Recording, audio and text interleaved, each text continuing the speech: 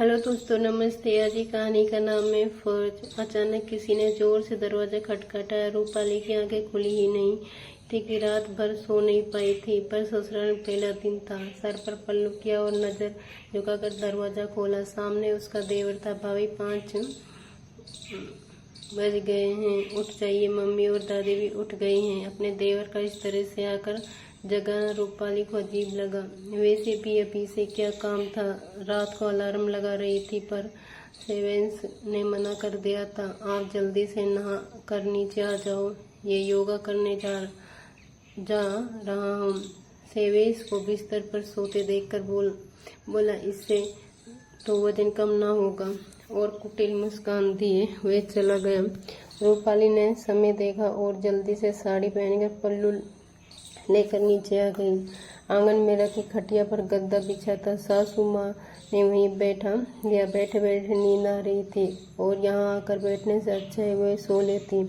दिन भर नींद तो नहीं आती। बुआ जी बोली, थोड़ी सी होठ ऊपर है और चेहरे पर दाग धब्बे हैं। फिर भी सेवेश के मन भाग गई तो क्या करें। चाची जी बोल रही थी कि दान दे, ज्यादा ना लाई। पता नहीं भाभी जी को बहू को क्या देख कर लाई। इतनी देर से सेवेश आ गया और रात की अधूरी नींद आंखों में झलक रही थी। भाभी और बहनों को आपस में हंसी ठिठोरी करते देखा, वहां से चला गया। घर में दादी सासू जी बीमार थी तो उसका हनीमून पर जाना कैंसिल हो गया। रूपाली का बड़ा मन था कि वे सेवेश के साथ घूमने के लिए जाएं, लेकिन बड़ी बहू को यह कुर्बानी देनी पड़ती है।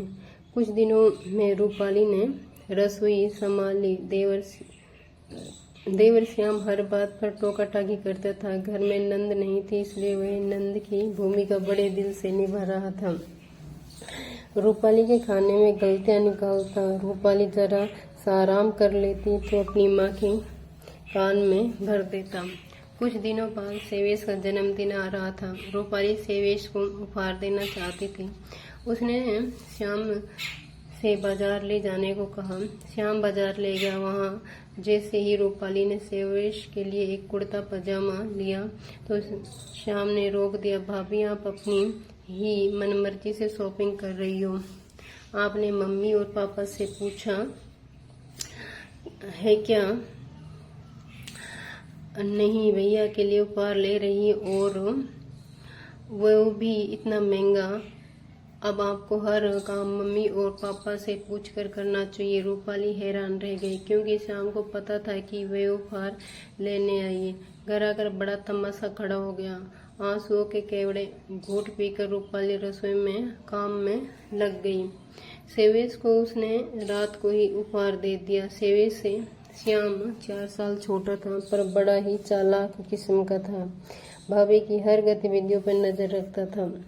रूपाली की ताऊजी इस शहर में रहते थे। एक दिन उन्होंने रूपाली और सेवेश को दोपहर के खाने पर बुलाया। श्याम बोले, पड़ा क्या भाभी, थोड़ा जल्दी आती है। उसके रहते हुए मम्मी को खाना बनाना पड़ रहा है। रूपाली ने कपड़े भी नहीं बदले और रसोई में लग गई। सासू माँ भी नाराज ही लग रही थी। पता नहीं मायके गई हुई बहू, ये ससुराल वाले नाराज क्यों रहते हैं। बहू के जाते ही इनका चेहरा गुस्से से फूल जाता है। एक दिन रूपाली अपनी सहेली के घर गई थी। वहाँ उसने जींस पहनकर कुछ फोटोज खिंचवा ली। उसने श्याम भाभी से मोबाइल लेकर सारी फोटो अपनी मम्मी को दिखा दी। रूपाली को बहुत कुछ सुनना पड़ा। घर में तूफान आ गया। रूपाली श्याम की बातें और उसके तानों हरकतों से परेशान हो चुकी थी, पर क्या करती। सेवेश बहुत ही सीधा साधा था। दादाजी कभी कभी श्याम को डांट देते थे कि रूपाली तेरी भाभी है, पर सासू माँ को उनका बुरा लगता था। वैसे भी उनका लाडला था। रूपाली अब गर्भवती हो गई थी। ऐसे में उसका जी कच्चा रहता और काम करने की भी इच्छा नहीं होती, पर श्याम की यही कोशिश रहती कि भाभी ही काम करे। मम्मी रसोई में पैर भी ना रखती। 9 महीने बाद रूपाली ने प्यारी सी बेटी को जन्म दिया। अब तो अपनी बेटी में व्यस्त रहने लगी, पर अपने देवर श्याम में जरा भी सुधारने देखकर रूपाली भी दुखी रहने लगी थी। अपनी माँ को ये बात बताकर वे परेशान नहीं करना चाहती थी। एक दिन रूपाली की 6 महीने की बच्ची बाहर खेल रही थी और रूपाली रसोई में खाना बना रही थी। अचानक से रोने की आवाज़ आई। रूपाली उसे दूध पिलाने के लिए बाहर आई तो श्याम ने झट से गुड़िया को गोदी में उठा लिया।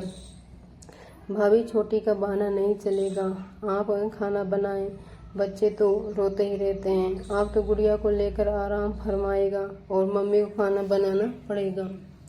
रूपाली कुछ बोल न पाई, उसकी बेटी रोती रही। श्याम ने गोद में उठा लिया, दूध पिलाने के लिए अपनी भाभी को नहीं दिया। रूपाली ने जल्दी से रसोई का काम निपटा कर दूध के लिए तड़पती अपनी बच्ची को सीने से लगा लिया। उसने सेवेज से भी शिकायत की, पर सेवेज सीधे थे और श्याम हर मामले में सेवेज से तेज ही बढ़ता था। दुकान का काम में दिन भर सेवेज की संभालता था। उसे तो घर के कामों में दखल देने से ही फुर्सत नहीं मिली। अब श्याम के लिए भी लड़की देखी जाने लगी। प्रज्ञा शादी करके आ गई। प्रज्ञा जैसी सुंदर पत्नी पाकर वो बहुत खुश था। पूरी शादी में छोटी किसी की गोद में नहीं आई। रूपाली ने शादी का काम निपटाया और बच्ची को भी संभाला। शादी के दूसरे दिन 7 बज गए, पर प्रज्ञा कमरे से निकलकर बाहर नहीं आई तो रूपाली ने जोर से दरवाजा खटखटाया तो श्याम बाहर निकल आया। भाभी, ये क्या तरीका है? प्रज्ञा सो रही है, उसे शादी की थकान आ गई है, अभी उसकी नींद खराब मत करो। पहले 2 कप चाय भिजवा दो, उठ जाएगी। वैसे भी क्या जल्दी है, कुछ काम तो है ही नहीं। प्रज्ञा को थोड़ी देर और सोने दो। श्याम की बातें सुनकर रूपाली अवाक रह गई। घर की बहू तो 5 बजे उठती हैं, पर प्रज्ञा अभी भी तक सो रही है। सासू माँ भी बोली, नई नवेली है, सोने दो। रूपाली चुप हो गई। प्रज्ञा के मायके से बहुत दहेज आया है। सभी रिश्तेदार तारीफ कर रहे थे। साड़ियों की सबसे अच्छी दी है। रूपाली सबकी बातें सुनकर खामोश थी। दादा ससुर जी बिस्तर पर थे, उनकी हालत बहुत खराब चल रही थी। प्रज्ञा और श्याम रुकना नहीं चाहते थे। मम्मी, सारी बुकिंग हो चुकी है, पैसे बर्बाद हो जाएंगे। हम दोनों हनीमून पर जाते हैं, कुछ होगा तो आप सब बड़े हो तो घर पर ही हैं। श्याम ये कहकर निकल गया। 4 दिन बाद ही दादाजी की मौत हो गई, पर वे दोनों अपना हनीमून मनाकर ही आए। आते ही किसी ने उन्हें कुछ नहीं कहा। श्याम ने अपने मोबाइल पर मम्मी की प्रज्ञा की जींस में फोटो दिखाई, जिसे देखकर सास बहुत खुश हुई। उन्होंने बहू के जींस पहनने पर जरा भी तमाशा नहीं किया। रसोई के कामों को कम करती थी। वह उससे बचने के लिए तरीके ढूंढती, कभी अपने मायके तो कभी किसी रिश्तेदार के यहाँ चली जाती, तो कभी बाहर श्याम के साथ घूमने निकल जाती। रूपाली ने अपनी सास से कहा तो वह प्रज्ञा का पक्ष लेकर बोली है, तू है ना, रसोई संभाल लेती है, उसके घूमने फिरने के दिन है, उसे अपनी जिंदगी जीने दो। मम्मी जी, प्रज्ञा की भी तो जिम्मेदारी है। इस पर उसकी सासू माँ ने कहा, पर तुम उससे जलती हो। पास पड़ोस में रूपाली की बुराई करती थी। और एक दिन प्रज्ञा बाजार से लौटी। उसने एक खूबसूरत भाभी ड्रेस दिखाई। कल श्याम को जन्मदिन है, उपहार में दूंगी। रूपाली ने कहा, प्रज्ञा, तुमने मम्मी जी से आज्ञा ली, इतनी महंगी ड्रेस ली हो। तभी सासू माँ अंदर आ जाती। प्रज्ञा समझदार है, इसे शॉपिंग करने के लिए आज्ञा लेने की क्या जरूरत है। रूपाली के पहले तले जमीन खिसक गई। वह अपने देवर श्याम और सासू माँ का पक्षपात रोज देख रही थी, पर पानी सर तक आ गया। एक दिन श्याम कहता है, भाभी, हम दोनों शाम को घूमने जा रहे हैं, मम्मी से पूछ लिया है, खाना बना कर रख देना, हम भी आकर घर का खाना ही खाएंगे। रूपाली का गुस्सा फूट पड़ा। देवर जी, आपकी पत्नी भी इस घर की बहू है, इसकी भी कुछ जिम्मेदारी है। अब आपकी पत्नी को सोने की, घूमने की, शॉपिंग करने की, कुछ भी पहनने की आज़ादी है। वे कुछ भी कर सकते हैं। जिन चीज़ों के लिए आप मुझे टोका करते थे, बड़ा ज्ञान देते थे। बहुओं का फर्ज होता है या जिम्मेदारी होती है, तो वही ज्ञान अपनी पत्नी को क्यों नहीं देते हो? उसे भी तो बहू बनकर इस घर के प्रति सभी फर्ज निभाना चाहिए। यह घर अकेले मेरी जिम्मेदारी तो नहीं है। मेरी बेटियां रो रही है और उसे मेरी ज़रूरत है। मम्मी जी और आपकी लाडली बहू ये रसोई संभाले, मैं अकेली या रसोई नहीं संभालूंगी। 3 सालों से ये सब सह रही हूँ, कभी जुबान नहीं। कोई प्रज्ञा भी इस घर की बहू है और उसे इस तरह का आराम है, तो फिर मुझे क्यों नहीं? देवर जी, भाभी को रोकना टोकना अच्छा लगता है, पर जुबान क्यों नहीं खुलती? अब तुम रोका टोकी अपनी बीवी के साथ भी किया करो, उसे भी घर की बहू होने का फर्ज निभाने दो। एक बात और, कल को आपको भी बच्चे होंगे, रोते रहेंगे और प्रज्ञा को रसोई में काम करना पड़ेगा, तब आपको कितना दर्द आएगा। मेरी बेटी पर तो मेरे दर्द को तो कभी नहीं आया, लेकिन हाँ, मैं माँ हूँ, आपकी पत्नी को इस दर्द से ना गुजरना पड़े। रूपाली अपनी बेटी को गोद में लिया और अपने कमरे में चली गई। अंदर जाकर सेवेश से लिपट कर बहुत रोई।